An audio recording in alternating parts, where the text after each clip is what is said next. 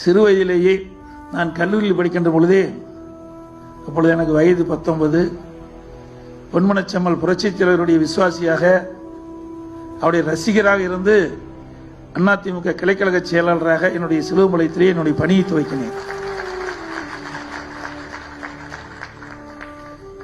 அதற்கு பிறகு 34 வயதிலே நான் சேவல் சின்னத்திலே இதயம் புரட்சித் தலைவி அன்பை பெற்று அவருடைய செல்வாக்கோடு எடப்பாடி தொகுதியிலே முதலாக சேவல் சின்னத்தில் இருந்து வெற்றி பெற்றவர். அதற்கு முன்பெல்லாம் மெட்டா மிராஸ்தார் தொழிலதிபர்கள் தான் இந்த எம்எல்ஏ பதவிக்கு வர முடியும், எம்பி பதவிக்கு வர முடியும், அமைச்சராக முடியும், முதலமைச்சராக முடியும். ஆனால் வேற அண்ணா அவருடைய வழியிலே பொன்மனச்செம்மல் புரட்சித் தலைவர் எம்ஜிஆர், இதயம் புரட்சித் தலைவி அம்மா, இப்படிப்பட்ட தலைவர் வந்த காரணத்தினாலே நம்மை போல் இருக்கின்றவர் இந்த நிலைக்கு உயர்ந்திருக்கின்றோம். இல்லாவிட்டால் நிச்சயம் வர முடியாது.